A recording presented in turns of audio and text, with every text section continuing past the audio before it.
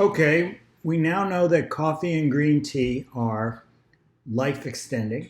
What exactly is going on here? What is the mechanism behind the benefit? We'll start with coffee.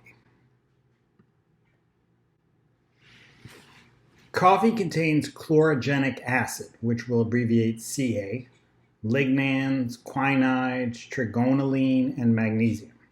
The effect of these elements in coffee is to reduce glucose absorption in the intestine. This is especially known about chlorogenic acid.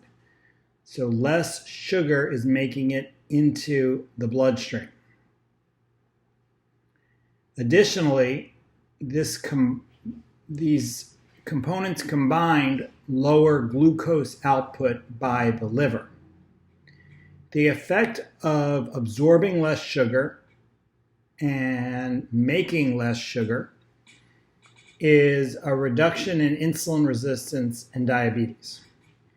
So when we have elevated sugar in our blood, either from eating it or producing it in our liver, it sends a message to our pancreas to produce insulin. Insulin is a hormone that is produced when blood sugar is high. Insulin tells muscle cells and organs to take up the sugar from the bloodstream. If our blood sugar remains persistently high, our pancreas is persistently producing insulin. What this does eventually is cause the target cells for insulin, the muscle and organ cells, to become desensitized. They no longer respond to the insulin signal to take up glucose because the insulin signal is ever present. This is called insulin resistance.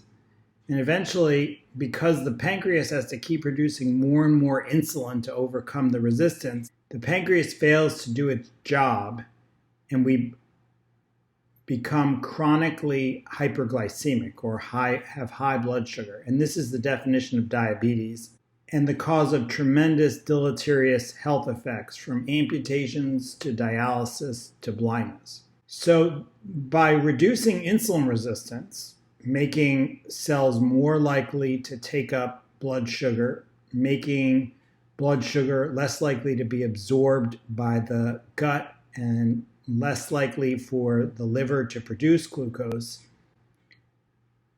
these compounds result in a reduction in insulin resistance and a reduction in diabetes. These compounds also reduce oxidative stress as a result of their antioxidant properties. Antioxidants are any compounds that donate electrons to free radicals. Free radicals are compounds that are missing an electron.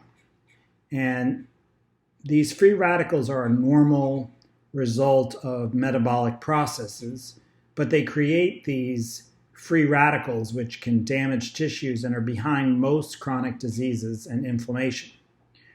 What antioxidants do is they donate an electron to a free radical, making it stable and not trying to scavenge for electrons and not do any damage to the body. So this is enormously important.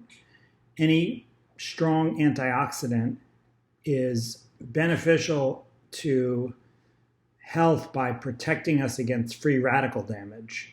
And coffee, it turns out, is the #1 source of antioxidants in the American diet. Finally, these compounds reduce systemic inflammation. This is largely due to their antioxidant properties. Systemic inflammation is behind aging. That's why aging has actually been nicknamed inflammaging, because inflammation is so tightly wound to aging. So reducing inflammation is enormously helpful in maintaining cell vitality and reducing risk of chronic disease in general. We're next turning to green tea. Benefits of green tea are polyphenols. The polyphenols in green tea, especially epigallocatechinectin gallate, EGCG, are rich in antioxidants. We've already discussed the health benefits of antioxidants. In addition, green tea has been shown to reduce risk of obesity, lower risk of high blood pressure, limit plaque formation and plaque buildup in the arteries, and thereby reduce risk of heart disease and stroke.